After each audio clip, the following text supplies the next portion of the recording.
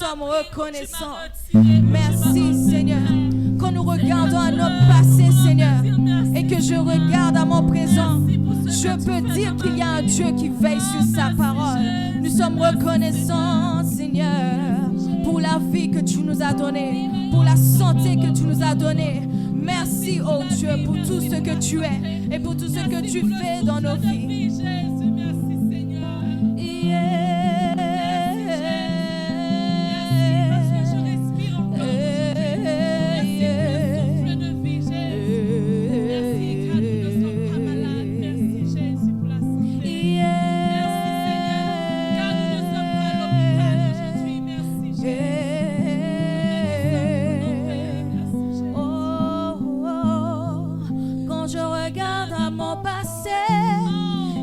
J'observe mon présent, je peux dire qu'il y a un Dieu qui veille sur sa parole.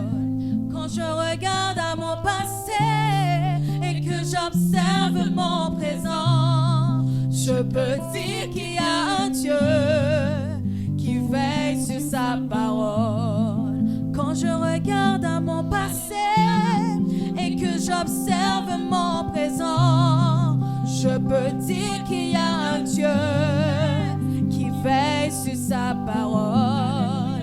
Quand je regarde à mon passé et que j'observe mon présent, je peux dire qu'il y a un Dieu qui veille sur sa parole. Mon Dieu agit, tu es puissant.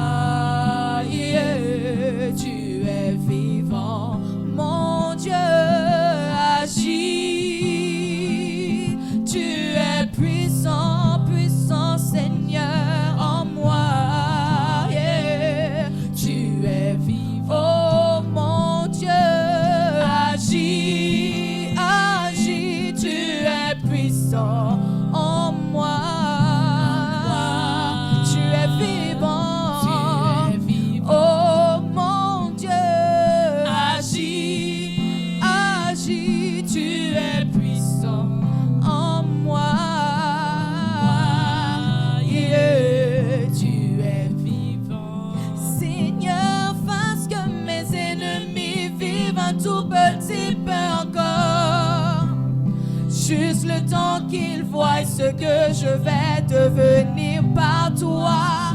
Hey, Seigneur Dieu, tu les vois, ils sont nombreux, nombreux, nombreux. Agis, yeah, tu es vivant, mon Dieu, agis, tu es puissant.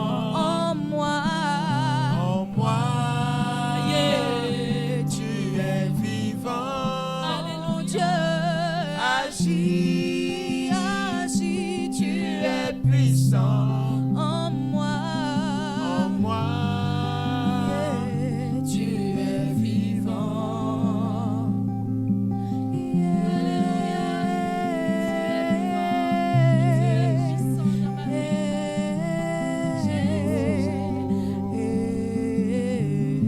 na na na na na na, yeah.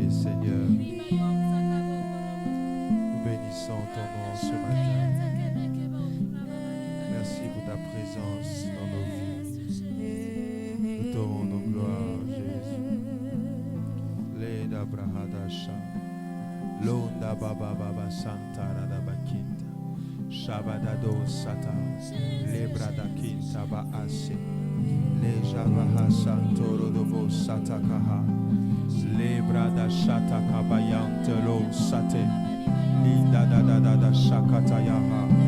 Seigneur, glorifie ton nom ce matin dans nos vies. Manifeste ta grâce dans nos vies ce matin. Touche-nous par ta parole, touche-nous par ton esprit, touche-nous parce que tu as dit que là où 2 ou 3 sont rassemblés, tu es là. Na, na, na, na, na, na.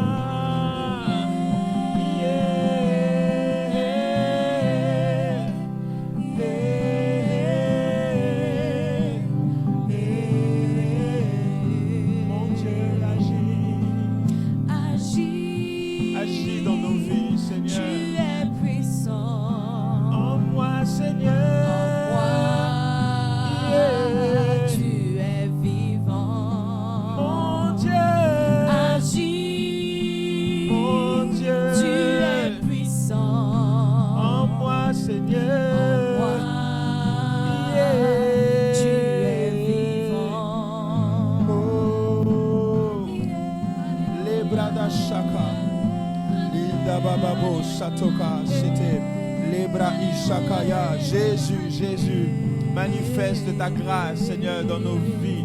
Agis dans nos vies. Glorifie-toi dans nos vies. Nous nous attendons à ta présence ce matin. Nous nous attendons à toi, Seigneur, en ce dimanche. Je m'attends à toi, Seigneur. Nous nous attendons à toi, Seigneur, ce matin. Agis, Jésus. Agis, Père. Agis, Seigneur. Glorifie-toi. Glorifie ton nom. Glorifie ton nom, glorifie ton nom, glorifie ton nom, Jésus, glorifie ton nom dans nos vies, au nom de Jésus. Merci Seigneur. Les chata, rababo santo. Alléluia. Est-ce que tu peux acclamer le Seigneur? Seigneur, nous bénissons ton nom. Gloire à Jésus. Nous bénissons le Seigneur pour ce moment. Amen. Amen. Nous voulons ce matin dire à Dieu que nous l'aimons, dire à Jésus que nous l'aimons. Parce que si nous sommes rassemblés en ce lieu, c'est à cause de lui, c'est à cause de Jésus. Ce n'est même pas à cause d'une église, mais c'est à cause de lui. Alors j'aimerais qu'on se tienne debout. On va se tenir debout, nous tous. Et nous allons dire, Seigneur Jésus, nous t'aimons. Nous t'aimons de tout notre cœur parce que tu es celui qui veille sur nos vies. Ce matin, il y a des personnes qui sont mortes. Il y a des personnes qui n'ont même pas vu le jour. Mais Dieu t'a fait la grâce d'être debout. Dieu t'a fait la grâce d'être là. Alors nous voulons dire, Jésus, nous t'aimons. Tu es tout pour moi. Tu es mon Seigneur et Maître. Je t'aime, tu le sais. Je te porte dans mon cœur. Et mon cœur bouillonne d'amour pour toi. Jésus, tu es mon Yaya. Yaya, ça veut dire grand frère, ça veut dire Seigneur. Je t'aime, tu le sais. Je t'aime, tu le sais, Seigneur. Je te porte dans mon cœur. Je te porte dans mon cœur, Jésus. Et mon cœur bouillonne d'amour pour toi. Mon cœur bouillonne d'amour pour toi. Tu es mon Yaya. Je t'aime, tu le sais. Je t'aime, tu le sais. Oh, je te porte dans mon cœur. Jésus, Jésus. Et mon cœur bouillonne d'amour pour tu toi. Es mon yaya, tu es mon Yaya. Seigneur, je t'aime, tu le sais. Je t'aime, tu le sais. Je t'aime, tu le sais. Je te porte dans mon cœur. Et mon cœur bouillonne d'amour pour toi. Tu es mon Yaya. Jésus, je t'aime, tu le sais, Seigneur. Je t'aime, tu le sais. Je t'aime, tu le sais, Seigneur. Je te porte dans mon cœur. Je te porte dans mon cœur. Et mon cœur bouillonne d'amour. Tu es mon Seigneur. Tu es mon Seigneur. Jésus, je t'aime. Je t'aime, tu le sais. Jésus, je t'aime. Je te porte dans mon cœur. Et mon cœur bouillonne d'amour pour toi. Je t'aime, Jésus. Tu es mon Yaya. Merci. Rabbi.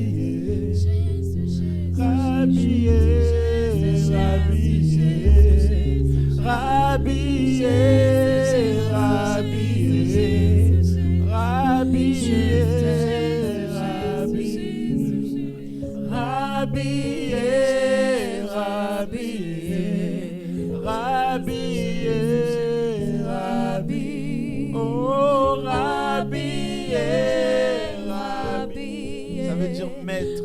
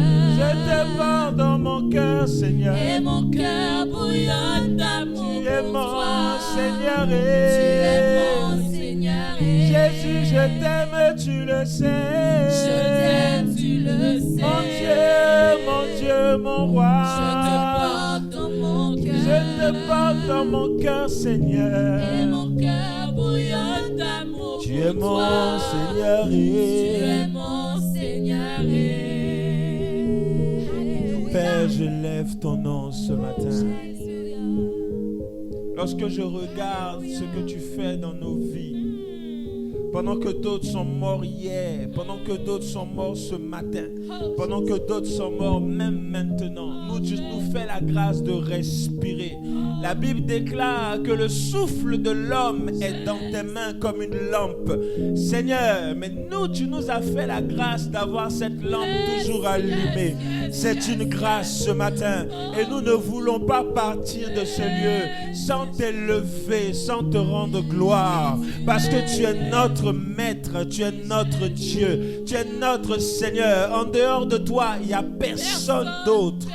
Tu es le Tout-Puissant, le Roi des rois, le Seigneur des seigneurs, le lion de la tribu de Juda, l'étoile brillante du matin, Seigneur. Et nous élevons ton nom.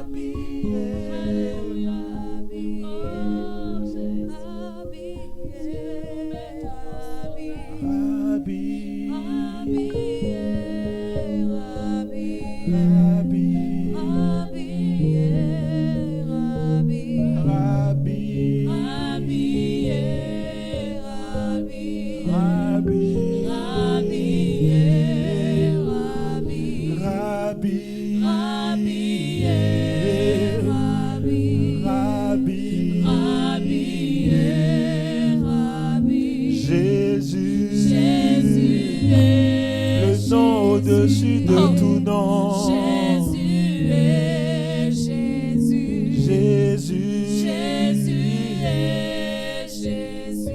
Jésus. Jésus est Jésus. Jésus. Jésus est Jésus. Jésus. Jésus est Jésus. Nous élevons ton nom, Seigneur. Alléluia. Merci pour ce moment.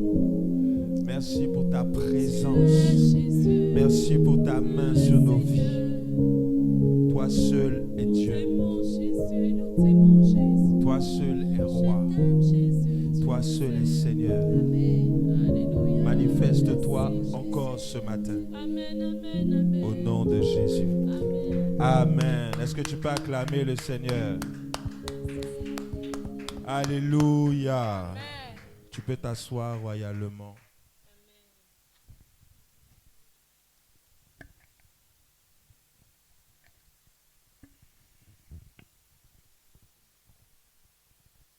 Amen.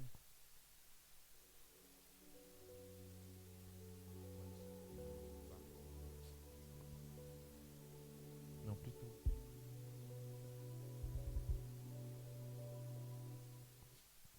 Nous bénissons le Seigneur pour ce moment. Amen. Vous pouvez vous rapprocher un moment. Au fond, vous pouvez vous mettre. Ça va? D'accord. Ok. Alors nous bénissons Dieu pour la vie de tout un chacun. Amen.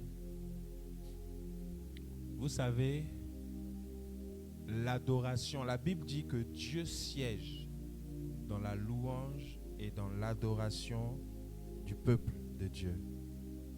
Ça veut dire que Dieu ne siège pas. La Bible précise que Dieu siège. Quand on dit que Dieu siège, ça veut dire que Dieu s'assoit. Dieu est content, Dieu est présent lorsque nous l'adorons, lorsque nous le louons.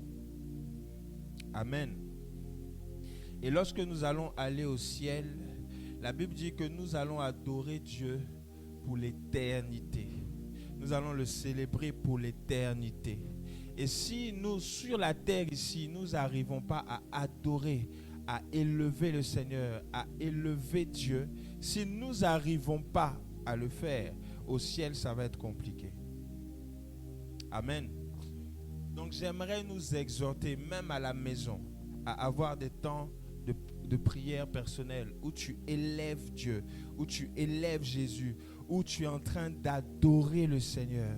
Et lorsque tu vas avoir l'habitude de le faire, lorsque tu viendras dans la présence de Dieu, même lorsqu'il n'y a pas d'instrument, même simplement lorsque nous chantons sans musique, il y a une atmosphère qui vient parce que tu as l'habitude d'adorer le Seigneur. Alléluia. Et Dieu ne regarde même pas à notre âge. Dieu ne regarde pas à l'apparence que nous avons. Dieu, la Bible dit que Dieu regarde au cœur. Et c'est dans le cœur que cela se passe. C'est dans le cœur qu'il y a la rencontre entre toi et Dieu. Alléluia. Aujourd'hui, nous allons voir une histoire. Nous allons voir une histoire dans le livre de Marc. Le thème que j'ai pour nous ce matin, c'est Jésus, l'homme de ta situation. Jésus, l'homme de ta situation. Je veux parler à ton cœur ce matin. Jésus, l'homme de ta situation. La situation dans laquelle tu es, la situation dans laquelle je suis, dans laquelle nous sommes, il n'y a que Jésus qui peut nous aider à résoudre ce problème. Dans Marc 5, à partir du verset 21, la Bible dit ceci, je vais lire. Marc 5, verset 21. Jésus regagna en barque l'autre rive, où une grande foule se rassembla autour de lui. Il était au bord du lac. Verset 22. Alors vint un des chefs de la synagogue, du nom de Jairus. Lorsqu'il aperçut Jésus, il se jeta à ses pieds et le supplia avec insistance. Ma petite fille est sur le point de mourir. Viens, pose les mains sur elle afin qu'elle soit sauvée et elle vivra. La Bible dit au verset 24, Jésus s'en alla avec lui. Une grande foule le suivait et le pressait de tous côtés. Première histoire. Dans cette histoire, lorsqu'on lit la suite au verset 25, la Bible dit que pendant que Jésus était en train de marcher et il était en train d'aller chez Jairus, or, il y avait une femme, une femme atteinte d'hémorragie depuis 12 ans. Ce n'est pas 2 jours, ce n'est pas 3 jours, ce n'est pas 5 jours, ce n'est pas 6 jours, c'est 12 années. Elle a souffert pendant 12 ans. Elle avait beaucoup souffert. La Bible dit au verset 26, entre les mains de nombreux médecins. Elle avait dépensé tout ce qu'elle possédait. Mais cela n'avait servi à rien. Au contraire, son état était plutôt empiré. Ça veut dire que son état s'empirait de jour en jour. Malgré qu'elle dépensait pour se soigner, malgré qu'elle allait à l'hôpital pour régler le problème d'hémorragie, mais l'hémorragie ne s'est pas arrêtée. Est-ce que vous êtes là? Amen. L'hémorragie ne s'est pas arrêtée. 12 années elle a souffert. Et la Bible dit, je continue, verset 27, elle entendit parler de Jésus. Elle a entendu parler de Jésus, vint dans la foule par derrière et toucha son vêtement. Car elle se disait, même si je ne touche que ses vêtements, je serai guérie. À l'instant même, son hémorragie s'arrêta et elle sentit dans son corps qu'elle était guérie de son mal. Jésus se rendit aussitôt compte qu'une force était sortie de lui. Il se tourna au milieu de la foule et il dit, qui a touché mes vêtements?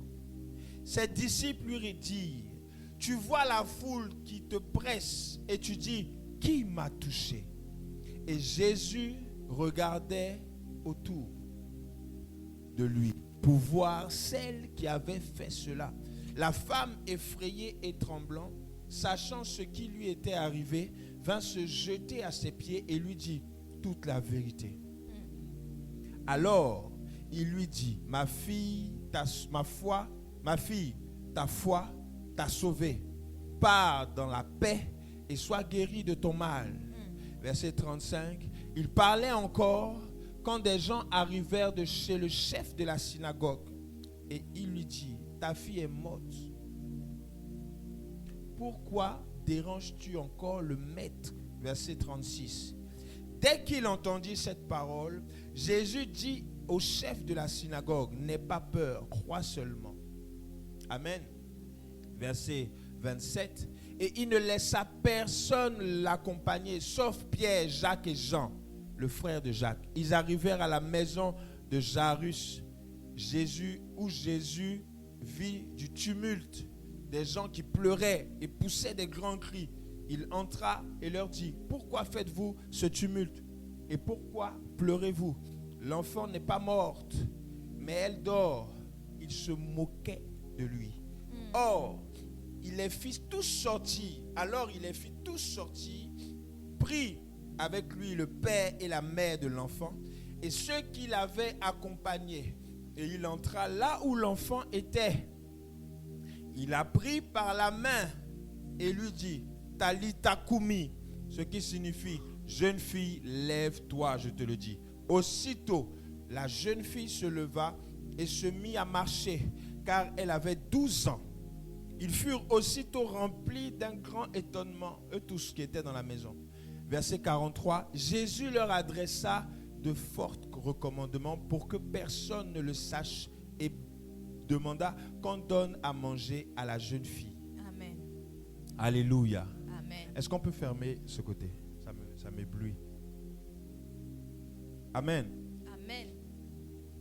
Est-ce que tu peux acclamer le Seigneur pour sa parole? Gloire à Jésus. Alors, j'aimerais nous parler de quelque chose. Tu peux mettre la lumière là. Ce matin, Jésus, l'homme de ta situation. Dis à celui qui est à côté de toi, Jésus, l'homme de ta situation. Je n'ai pas entendu. Hein. Dis, Jésus, l'homme de ta situation. Jésus, l'homme de ta situation. Alléluia. Amen. Alors, bien-aimés, j'aimerais que nous voyions ensemble cette histoire merveilleuse. Jésus était en train de parler du royaume aux gens au bord de l'eau. Et lorsqu'il était en train de parler, la Bible dit que un chef de la synagogue, vous savez, la synagogue, c'est la maison de prière. Et ce chef est venu voir Jésus. Et dès qu'il l'a vu, il s'est mis à genoux. Et il a commencé à supplier. Ma fille est malade. Viens lui imposer les mains pour qu'elle soit guérie. Bien-aimé, la Bible dit que ce monsieur-là était chef de synagogue. Quand on dit chef de synagogue, ça veut dire qu'il était chef de la maison de prière. Amen. Donc lui-même, il a prié pour sa fille. Rien ne s'est passé. Sa fille était toujours malade. Elle allait presque mourir. Il a tout fait. Rien ne s'est passé. Donc maintenant qu'il a entendu parler de Jésus, il se lève, il va vers Jésus. Et il lui dit, ma fille est malade. Viens lui imposer les mains parce que je sais que si tu la touches, elle sera guérie. Il supplie. La Bible dit qu'il a supplié Jésus. Viens lui imposer les mains. Et lorsque Jésus dit, ok, bon, allons. Il part sur le chemin. Pendant qu'il part, la Bible précise qu'il y avait une foule autour de Jésus qui l'oppressait pour le toucher. Jésus, ah, Jésus, le maître Jésus, fais-moi du bien. Et pendant que tout ça se passait, la Bible dit qu'il y avait une femme qui était atteinte d'une perte de sang depuis 12 années. Bien-aimés, je ne sais pas si nous réalisons 12 ans ce que c'est. Ce n'est pas un an. Ce n'est pas 2 ans. Ce n'est pas 3 ans. C'est 12 ans. 12 ans. Pendant 12 ans, elle perdait du sang. Mais comment se fait-il que malgré qu'elle perdait du sang, elle ne mourait pas? C'est parce qu'il devait s'accomplir quelque chose de glorieux. Amen. Il devait avoir une rencontre. Come on. Bien-aimés, j'aimerais nous dire ce matin, commencez par nous dire, nous ne pouvons pas être enfants de Dieu et être la même personne, Amen. avoir les mêmes problèmes, traîner les mêmes problèmes, Vérité. alors que nous sommes chrétiens, enfants de Dieu. Amen. Et voici quelque chose que j'aimerais dire. Nous voyons tous le coq qui est derrière moi. Le coq qui est le symbole de notre église. Dans le livre de Marc 12, le verset 47, je vais vous dire ce qui se passe là-bas. La Bible dit que Pierre était en train de parler avec Jésus. Et Jésus va lui dire, tu vas me renier 3 fois. Avant que le coq ne chante, tu me renieras 3 fois. Et au bout de 3 fois, quand tu vas me renier, le coq va chanter. Et tu vas te souvenir que je t'avais dit que le coq allait chanter. Et lorsque le coq a chanté, après que Pierre ait renié Jésus, la Bible dit qu'il va se repentir. Quelque chose va sonner dans sa tête. Il m'avait dit que lorsque le coq va chanter, je lui aurais renié 3 fois. Et c'est ce qui s'est passé. Donc le coq est le symbole du réveil, Amen. de la conscience spirituelle. Et j'aimerais nous dire ce matin que cette femme-là, lorsqu'elle s'est levée, la Bible dit qu'elle a entendu parler de Jésus. Sa conscience s'est réveillée. Elle a dit, si je peux seulement lui toucher le bord de son vêtement, je n'ai même pas besoin qu'il m'impose les mains. Mais si je peux toucher le bord de son vêtement, je serai guéri. Et la Bible dit, lorsqu'elle va se mettre au sol, parce qu'elle s'est mise au sol. Regardez avec moi le verset, Marc 5, verset 28. Car elle se disait, même si je ne touche que ses vêtements, je serai guéri. Et la Bible dit, à l'instant même, son hémorragie s'arrêta. À l'instant où elle a touché le vêtement, son hémorragie s'est arrêtée. Elle a provoqué son miracle. La fille a provoqué son miracle. Moi, je ne sais pas. Tu peux couper celui-là. Je ne sais pas ce que vous avez comme problème. Mais j'aimerais dire que nous devons provoquer Dieu. Amen. Amen. Nous sommes dans cette ville de Bourges. Nous sommes chrétiens encore de Dieu depuis longtemps. Malgré tout ce qui se passe, notre vie ne change pas. On est toujours dans les mêmes problèmes. On a toujours les mêmes situations. À un moment donné, il faut que ça change. Amen. À un moment donné, il faut que ça change. À moins que tu ne sois pas fatigué. La fille dit qu'elle a vécu 12 années avec la maladie. À un moment donné, elle a dit non, j'ai tout fait. J'ai gaspillé mon argent chez les médecins. Je suis allé voir l'hôpital. Malgré tout ce qui s'est passé, rien ne s'est produit. Rien du tout. Et la Bible dit que lorsqu'elle va toucher Jésus, à l'instant, la perte, le sang va s'arrêter de couler. Amen. Elle a touché, ça s'est arrêté. 12 ans de galère, 12 ans de maladie. Il a fallu un jour pour que sa vie change. Alléluia. Un jour. Et la Bible va plus loin. La Bible dit que lorsqu'elle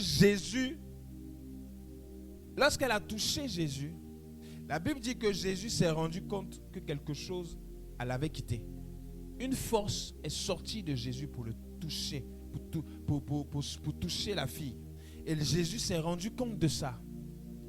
Bien-aimé, alors qu'il y avait beaucoup de personnes qui étaient dans la présence de Jésus et qui le touchaient, Jésus s'est rendu compte qu'il y avait une force qu'il avait quittée. Et les disciples vont être surpris. Regardez avec moi le verset 31. Mais tu vois, les disciples vont lui dire, mais toute la foule qui est autour de toi, et tu dis que une force t'a quitté, tout le monde te touche, et tu dis que quelqu'un t'a touché. Ça veut dire que nous pouvons être dans la présence de Dieu et ne pas toucher Dieu, et ne pas toucher Jésus, et ne pas être dans la rencontre avec Jésus. Parce que nous tous, on vient à l'église, mais nous tous, on n'est pas changés, on n'est pas transformés. Parce qu'il y a quelque chose que nous ne faisons pas. Il y a quelque chose qui ne fait pas que Jésus dit, une force m'a quitté. Il y a quelque chose que nous ne faisons pas, qui fait que Jésus dit, quelque chose est sorti de moi. Une force m'a quitté pour bénir cette personne. Le problème que tu as est peut-être depuis des années. Tu traînes un problème depuis des années. Jésus dit qu'il attend simplement que tu le touches.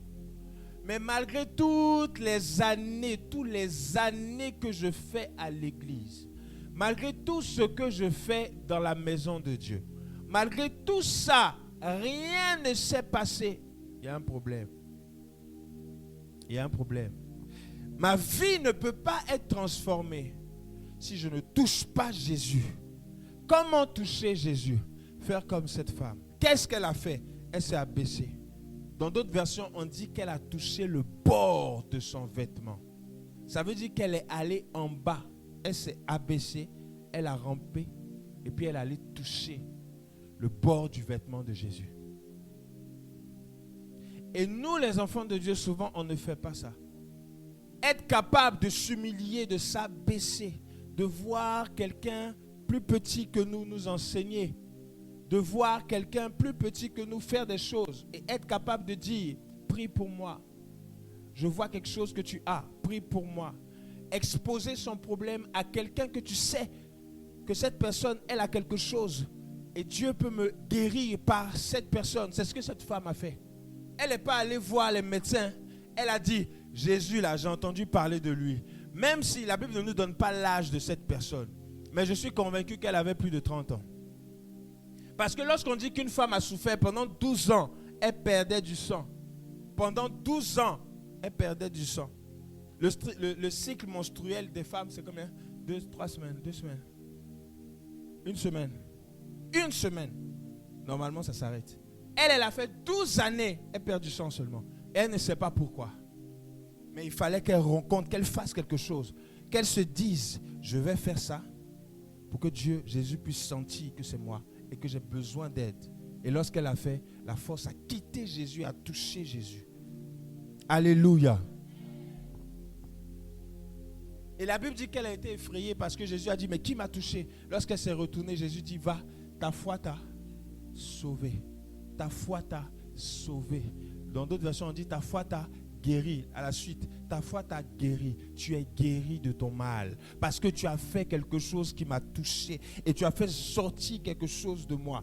Tu as fait sortir quelque chose de moi en venant t'abaisser et en disant, si je touche simplement le bord de son vêtement, je serai guéri. Alléluia. Je ne sais pas le problème que tu as, depuis combien de temps il traîne. Que ce soit un prêt, que ce soit un business que tu cherches à ouvrir, quel que soit le problème que tu as. Ça fait combien de temps tu le traînes, ce problème? J'aimerais te dire ce matin que Jésus te tend la main. Et Jésus te dit, touche-moi. Par ton adoration, touche-moi. Tout à l'heure, on a chanté, je t'aime. Parce que c'est que toi qu'on aime. C'est que Jésus qu'on aime. Aussi puissant, aussi grand qu'il est. Bien-aimé, Jésus n'a pas besoin de beaucoup de choses. La Bible dit que Dieu a créé les choses tout droit. C'est l'homme qui a cherché beaucoup de détours. Cette femme-là, si elle avait compris, qu'elle avait entendu parler de Jésus plus tôt, peut-être qu'elle n'allait pas faire 12 années de souffrance. 12 années où elle perd du sang. Si elle n'était pas venue dans la présence de Dieu, dans la présence de Jésus, si elle n'était pas dans le couloir où Jésus était en train de passer, le voilà là-bas, il passe, donc je vais me mettre comme ça, je vais attendre qu'il passe comme ça, et dès qu'il va passer, je vais le toucher. Si je ne fais pas ça, je ne peux pas être guéri. Elle s'est dit en elle-même. Vous savez, il y a des réactions qui provoquent Dieu. Et Dieu est obligé d'agir. Il y a des réactions que nous avons qui provoquent Dieu. Et Dieu est obligé d'agir parce qu'il se dit, non, elle a touché mon cœur. Et j'agis. Et lorsque la fille a été guérie, et lorsque Jésus a dit, va, ta foi t'a sauvé, la Bible dit, il y avait des gens qui sont venus. Verset 35. Il parlait encore quand des gens sont venus de la maison, souvenez-vous, de Jairus, pour lui dire, ta fille est morte. Arrête d'embêter le maître, c'est mort, c'est fini. À quel moment sa fille est morte? Pendant que l'autre, elle a touché le pan de la robe de Jésus, que la bête de sang s'est arrêtée, pas, l'autre là-bas, elle est morte. Il y a une relation entre la femme à la perte de sang et la fille. La Bible dit qu'elle avait 12 ans. Ça veut dire que pendant qu'elle fêtait son 12e anniversaire, la fille, là, elle avait la perte de sang pendant 12 ans. Dès que l'autre est née, elle a commencé à perdre du sang. Pendant 12 années, elle perd le sang pendant 12 ans. La petite fille, elle fête son anniversaire. 1 an, 2 ans, jusqu'à l'âge de 12 ans. Pendant ce temps, l'autre, elle est en souffrance, elle perd du sang. Bien-aimé, j'aimerais nous dire, tu peux être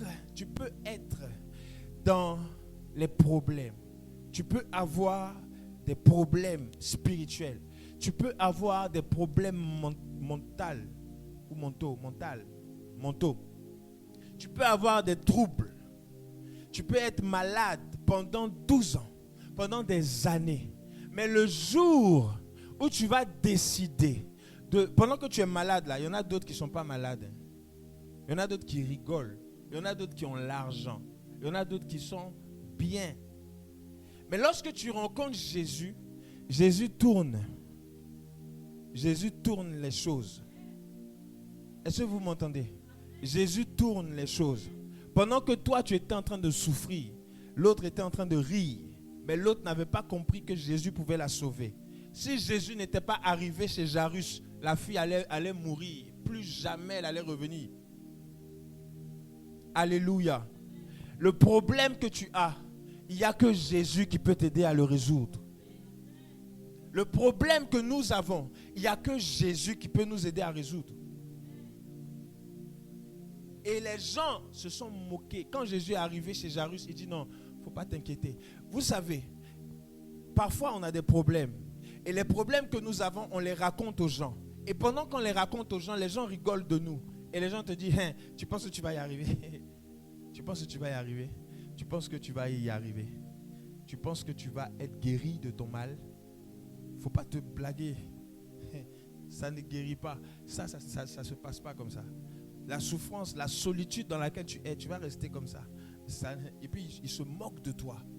Mais lorsque toi, tu es conscient de ce que Jésus t'a dit ou de ce que Jésus est capable de faire, tu ne t'occupes plus des gens. Les gens ont beau parler, les gens ont beau rigoler. Toi, tu fonces. Toi, tu avances et tu ne t'occupes pas des gens. Parce que les gens vont faire tout le temps, ils vont continuer à parler. Les gens vont raconter tout le temps des choses pour te déstabiliser ou pour toucher à ta foi. Mais si toi, tu continues et si Jairus avait continué à écouter, la Bible dit que Jésus lui a dit, ne les écoute pas, aie confiance en moi, ne les écoute pas. Jésus est la solution à ta situation. La situation dans laquelle tu es, peu importe la situation. Peut-être c'est une situation que je connais, je parle pour tout le monde.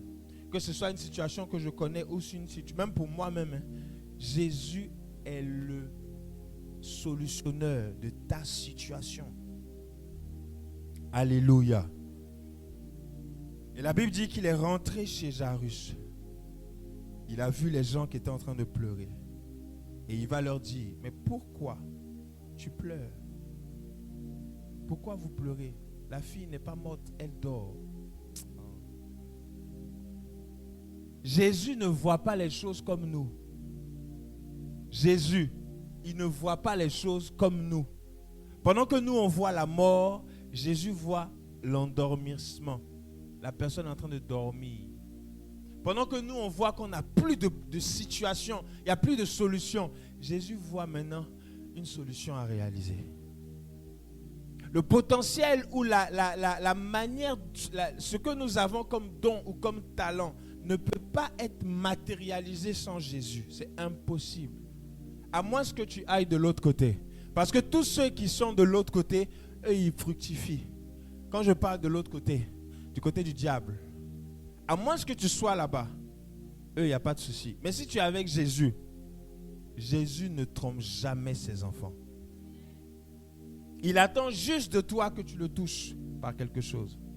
Soit par ta fidélité, soit par ta loyauté, soit par quelque chose de puissant que tu fais qui le touche. Et toi, tu sais que ça l'a touché. Alléluia. Et voici que Jésus entre dans la chambre, il prend la fille et il dit Talita Kumi. Ce qui signifie jeune fille, lève-toi. Donc Talita va se lever. Elle va se lever. Et elle va marcher. Et la Bible précise, elle avait 12 ans. 12 années de maladie. Pendant que l'autre aussi avait 12 années de perte de sang. Je ne sais pas si on réalise. C'est quelque chose de terrible. De 2000 à 2012 ou de 2020 à 2032. 12 ans. C'est l'enfance de quelqu'un. Une fille qui grandit. Est-ce qu'il y a des filles qui ont 12 ans? La petite devant. Une fille de 12 ans. C'est-à-dire depuis bébé, elle a souffert jusqu'à 12 ans. L'autre, elle a perdu du sang pendant 12 ans. C'est grave. Elle pouvait mourir. Mais comment se fait-il qu'elle n'est pas morte? Comment ça se fait qu'elle a perdu du sang pendant 12 ans, mais elle n'est pas morte? c'est parce qu'elle devait rencontrer quelqu'un. Il y a des rencontres qui changent la destinée. Il y a des rencontres, quand tu rencontres Jésus, ça change quelque chose dans ta vie. Si ça n'a pas encore changé, ça veut dire que tu ne l'as pas encore rencontré. Ou que peut-être que là où tu es, tu ne le rencontres pas véritablement. Alléluia. La Bible dit que cette femme-là, lorsqu'elle a vu Jésus, qu'elle a touché, elle a été guérie. Mais j'aimerais nous dire, la foi l'a sauvée. Qui connaît Bartimée? Bartimée. Vous connaissez Bartimée? Maman, tu vois, l'aveugle. La Bible dit que l'aveugle, lorsqu'il va rencontrer Jésus, il entend, il ne voit pas, il entend. Qu'est-ce qu'il va faire? Il va commencer à crier. Jésus, fils de David, aie pitié de moi. Il ne sait pas où il est, mais il crie. Et la Bible dit que Jésus va l'entendre. Et Jésus va lui dire, appelez-le. Pendant que les autres étaient en train de dire, mais tu fais trop de bruit, tais-toi, le maître est en train de passer. Il va crier encore plus fort. Et Jésus va entendre, il va dire, appelez-le. Lorsqu'il va venir, la Bible dit que Jésus va le guérir. Que veux-tu que je fasse? Il dit, que je retrouve la vue. Jésus dit, ta foi t'a sauvé. Mais il y a un autre aveugle. Jean 5, c'est ça? Ça me choque, cette histoire.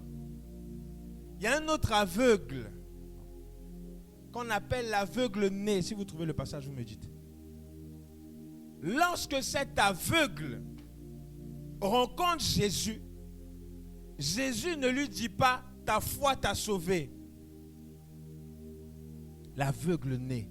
Le monsieur, il est né aveugle.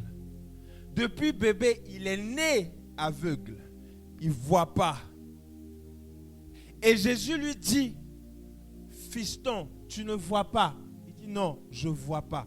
Depuis l'enfance, mes yeux sont fermés, je ne vois pas. Jean 9. Et lorsqu'il va rencontrer Jésus, Jésus ne va pas faire comme Bartimée. Jésus ne va pas dire ta foi t'a sauvé. La Bible dit en Jean 9, au verset 6, après que Jésus ait dit aux disciples, c'est pas parce que ses parents ont péché qu'il est aveugle, parce que les disciples posaient beaucoup de questions. Mais c'est pour que la gloire de Dieu soit manifestée. Qu'est-ce que Jésus va faire? Différemment de Bartimée, la Bible dit, Jésus a craché par terre.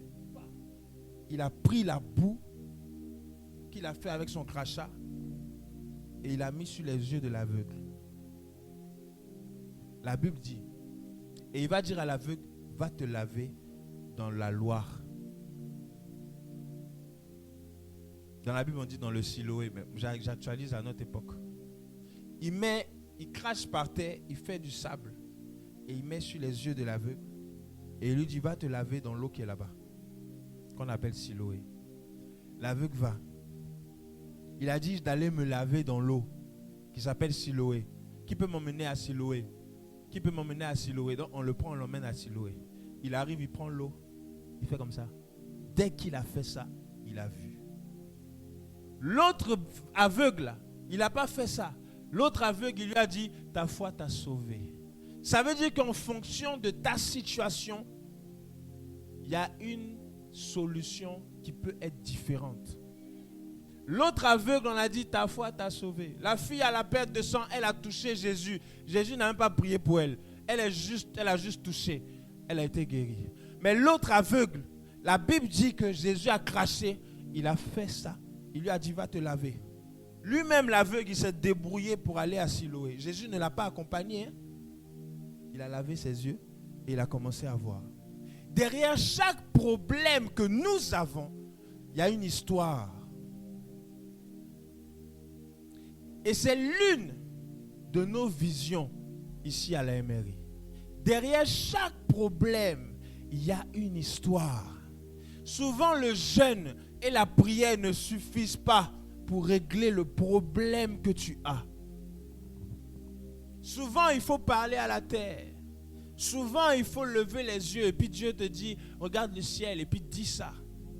Touche la terre et puis fais comme ça. Souvent, il y a des choses à faire, mais on ne nous le dit pas. On ne sait pas. Bien-aimé, Jésus est l'homme de ta situation. Le problème que tu as, tu ne peux pas le résoudre sans Dieu. Ce n'est pas possible. Ce n'est pas possible. À moins que tu sois de l'autre côté. Vous savez, j'aimerais nous dire aussi qu'il y a des personnes qui sont de l'autre côté. Ils ont l'argent, ils ont le luxe, mais ils souffrent la nuit. J'ai entendu un témoignage de Rihanna. Vous connaissez Rihanna, non? Rihanna ne dort pas la nuit. Peut-être que maintenant ça a changé. Elle a dit elle-même qu'après minuit, elle a du mal à dormir parce qu'il y a quelqu'un qui vient et qui va avec elle la nuit. Donc, elle souffre. Mais elle a le luxe, elle a l'argent. Céline Dion, encore pire. C'est des personnes qui souffrent malgré qu'ils sont au sommet de leur gloire. Mais dans le secret, elles souffrent. Ce que nous, on ne voit pas, elles souffrent. Donc, quelqu'un sans Jésus souffre. Il te montre simplement une facette de sa vie. Mais à l'intérieur, il souffre. L'homme le plus riche du monde, comment il s'appelle? Jeff Bezos. Si on cherche bien, Jeff Bezos a peut-être des souffrances internes. On va se lever un matin, on va dire Jeff Bezos a eu un cancer. On ne sait pas d'où c'est sorti, paf, il est mort. C'est des personnes qui souffrent malgré qu'ils n'ont pas, c'est même pas malgré, ils n'ont pas Jésus, c'est pour cela qu'ils souffrent. Sinon, quelqu'un qui a Jésus et qui a la gloire ne souffre pas. Nous souffrons malgré que nous avons Jésus. Parce peut-être on souffre, parce que moi je ne souffre pas, toi non plus, dis Amen. Dis Amen fort. Donc moi je ne souffre pas, tu ne souffres pas. Mais ceux qui souffrent et qui ont Jésus, c'est peut-être parce qu'ils ne savent pas que leur solution ne se trouve pas dans la prière et dans le jeûne. Tu as accepté Jésus, ok, ça fait des années, longtemps que tu as accepté Jésus. Si tu n'as pas accepté Jésus, je t'invite à l'accepter. Et tout à l'heure, je vais te demander s'il y a parmi nous des personnes qui n'ont jamais accepté Jésus. Accepter Jésus, c'est quoi? Ce n'est pas aller à l'église. Accepter Jésus, ce n'est pas suivre les parents à l'église, non. Accepter Jésus, c'est avoir une rencontre personnelle avec Dieu. C'est-à-dire dire, Seigneur, aujourd'hui, je t'accepte comme mon Seigneur et Sauveur personnel de ma vie. Cette prière, elle la faire seule, devant l'assemblée. Et puis après, à la maison, toi-même, tu cherches maintenant à entrer en contact avec Dieu. Par tes temps de prière, par tes temps d'adoration. Alléluia. Donc, derrière chaque problème, ce matin, écoute bien. Derrière chaque problème se cache une histoire. Et l'histoire dans laquelle tu es, le problème que tu as, je ne le connais pas. Mais j'aimerais te dire que la solution, c'est Jésus. Mais Jésus, peut-être que tu ne le vois pas, peut-être que tu ne sais pas où il est, peut-être que tu ne sais pas pour faire tes doléances. Tu as prié, tu as tout fait, mais rien ne se passe. Ça veut dire que tu ne l'as pas encore touché. Mais il y a quelqu'un qui peut t'aider à le toucher. C'est Jésus. Et lorsque Jésus vient, il agit. Il te donne la solution au problème que tu as. Expose-le à Dieu. Amen. Expose ton problème à Dieu. Et Dieu te donnera la solution. Alléluia. Bien-aimé, c'était le message que j'avais pour nous ce matin. Est-ce que tu peux acclamer le Seigneur?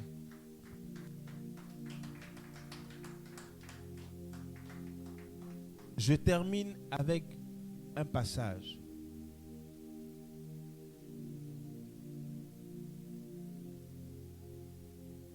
Alléluia. Je crois qu'on a lu Marc 10, versets 46 à 52. C'est l'histoire de Bartimée. Et Jean 9, c'est l'histoire de l'aveugle-né. Amen. Donc je vous laisserai lire ces histoires. C'est important que nous sachions qu'en tant qu'enfants de Dieu, nous devons connaître comment est-ce que Dieu travaille, comment est-ce que Jésus travaille. Et ce matin, je vais t'inviter à te tenir debout. Nous allons prier. Vous savez, nos vies doivent changer. Je ne sais pas, je ne connais pas le problème que vous avez. Je ne sais pas le problème que tu as. Toi seul connais le problème que tu as. Mais derrière chaque problème, il y a une histoire derrière. Derrière chaque problème se cache une histoire. Donc le problème que tu as est peut-être lié à une histoire. Je ne sais pas comment tu es né, je ne sais pas où tu es né. Mais ce que je sais, c'est que le problème que tu as est peut-être lié à une histoire. Tu as peut-être manqué de pardonner à quelqu'un. Et ce qui a fait que tu as eu un problème et le problème te suit jusqu'à aujourd'hui. Tu as peut-être manqué de faire quelque chose pour Dieu. Ou tu as fait une promesse à Dieu et tu ne l'as pas tenue. Et cette promesse-là, le problème que tu as est peut-être lié à cette promesse que tu as faite. Tu as peut-être été, tu es né dans une famille où les parents adorent l'eau, où les parents adorent le bois, où les parents adorent les forêts. Et malgré ça, la Bible dit que Dieu punit l'iniquité des pères à la 3e, à la 4e génération. Donc peut-être que c'est à cause de ça que le problème que tu as persiste tant. Tu as prié, tu as jeûné, tu as tout fait. Rien ne s'est passé. Je suis venu te dire, et c'est le Jésus de la MRI. Amen. Alléluia. Amen. Tu vas dire à Dieu ce matin, Seigneur, parle à mon cœur, parle à ma vie. Voilà mon problème. Je veux que tu m'aides à sortir de cette situation si compliquée. Élève la voix et parle à Dieu. Parle à Dieu ce matin. Alléluia. Seigneur, béni sois-tu. Merci pour ta grâce. Père, merci. Seigneur, nous élevons nos voix vers toi. Nous prions, Père, pour nos vies afin que nous puissions faire. Père, nous prions pour nos vies. Nous prions pour notre situation, toutes les situations que nous traversons. Jésus, toi le Dieu de nos vies. Seigneur, nous prions que tu agisses, que tu te révèles à nous. Seigneur, je ne sais pas et je ne sais pas ce que nous avons, mais je sais que tu es le Dieu de la situation. Cette femme-là, cette femme qui avait la perte de sang pendant 12 ans, Père, tu l'as guérie. Tu l'as guérie. Tu l'as guérie, Seigneur, instantanément parce qu'elle t'a touché.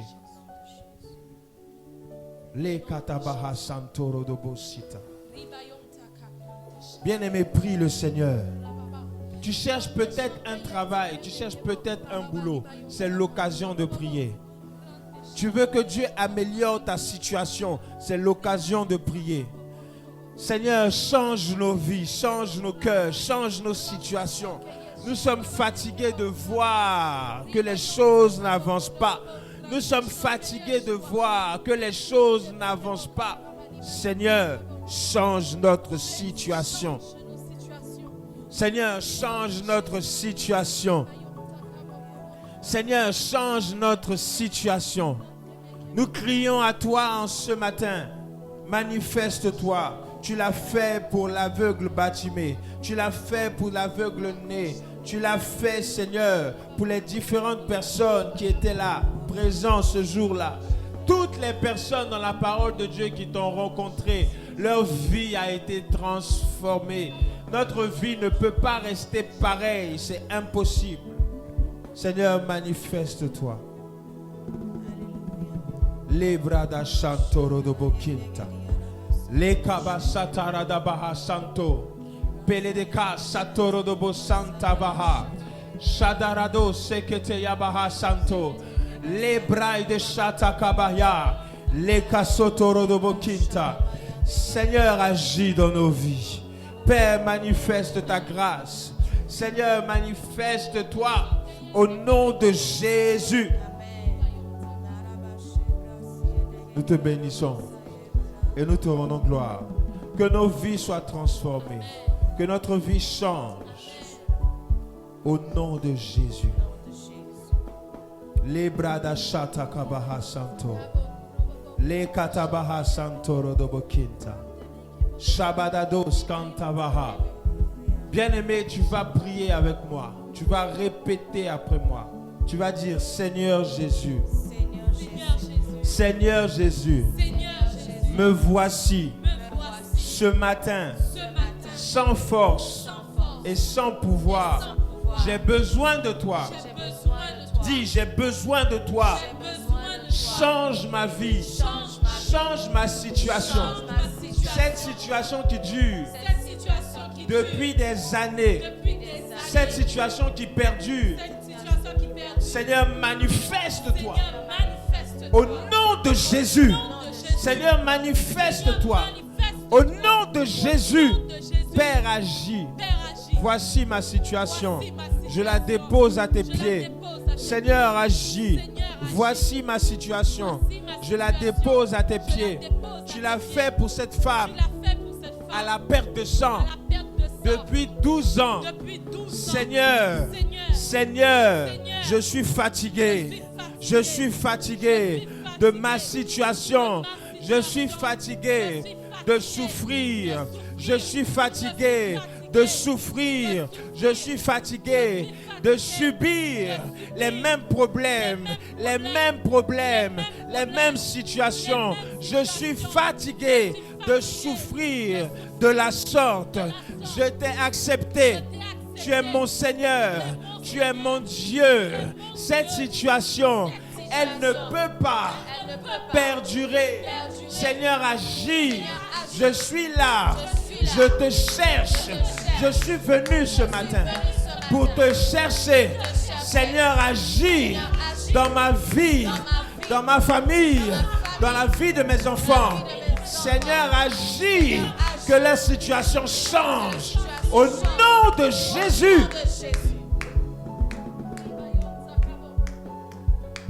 Lève tes deux mains. Les bras d'Ashanto Koro de Bokinta. Les Kabasantara d'Abaha. Seigneur, nous prions. Je prie pour ces mains levées. Toi, le Dieu vivant. Je parle maintenant en tant que sacrificateur de cette église. Et je prie que toutes les situations qui se passaient dans nos vies, Seigneur, que tu changes, que tu transformes, que tu transformes, que tu transformes, que tu transformes nos situations au nom de Jésus. Au nom de Jésus, que la roue change, que la roue tourne, que notre situation soit changée, que la prospérité soit notre partage, que la pauvreté s'éloigne de nous, que la pauvreté s'en aille loin de nous. Au nom de Jésus, Père, agis, cicatrise nos cœurs. Alléluia. Les bachantoro de Bokita. Les bakasantoro de Bokita. Merci Seigneur. Merci Seigneur.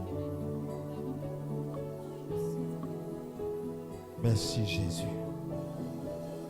Alléluia. Merci Seigneur. Merci Seigneur. Père, je bénis ton nom. Alléluia. Tu peux baisser. Alléluia. Amen. J'entends un nom dans mon esprit. Et je suis poussé à demander, maman, est-ce que tu connais Yasmine? Ou Yas quelque chose? Tu connais pas? Mira, ça te dit rien? Rodrigue, ça te dit rien? Tu as quelqu'un dans ta famille qui s'appelle Rodrigue? Il est aux États-Unis. Il va bien. On peut se voir après. Ok. Alléluia. Amen. Nous bénissons le Seigneur. Amen. Amen. Vous savez souvent, c'est bien, tu peux laisser ça. Vous savez souvent, lorsque nous sommes dans la présence de Dieu, Dieu fait des choses. Dieu agit, on ne voit pas. les anges sont là, ils se manifestent, on ne voit pas.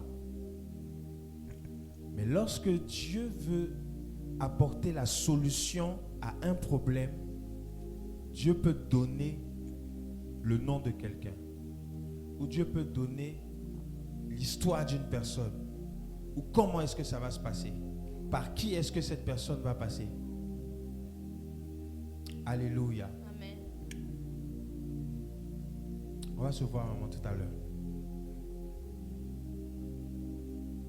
Nous avons terminé pour ce matin. Amen. Amen. Je vais prier et nous allons nous séparer. Avant ça, j'aimerais nous rappeler que tout à l'heure, nous avons un barbecue à 14h. Vous êtes invités, c'est gratuit. On va manger, on va passer du temps ensemble. Amen. Et Dieu va se manifester. La semaine prochaine, nous aurons un culte spécial. On peut s'asseoir, vous pouvez vous asseoir. Nous aurons un culte spécial la semaine prochaine. Le culte que nous allons avoir, c'est le thème que nous allons avoir, c'est Jésus revient bientôt.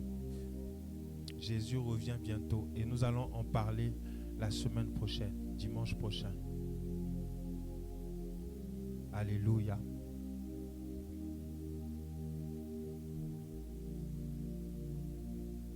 Dieu est avec nous. Toi, Yasmine, ça te dit rien. Je ne sais pas pourquoi ce nom revient beaucoup. Les autres, Yasmine, ça vous dit rien. Toi, Yasmine, ça te dit quelque chose. C'est une amie, une collègue.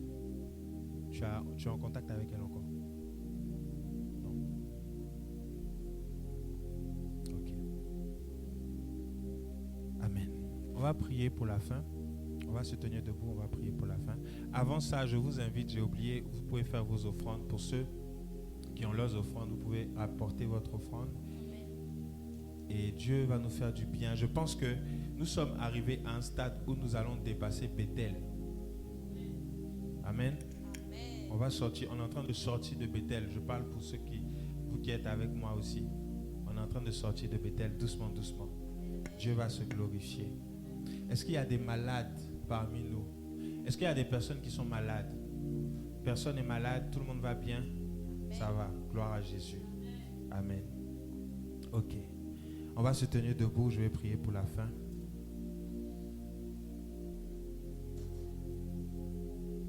Nous allons faire notre prière de fin. On peut lever les mains. Seigneur, sois à notre départ, à notre arrivée, tout le long du chemin, que nos greniers soient toujours pleins. Soit notre retour au nom de Jésus. Amen. Que le Seigneur bénisse votre dimanche.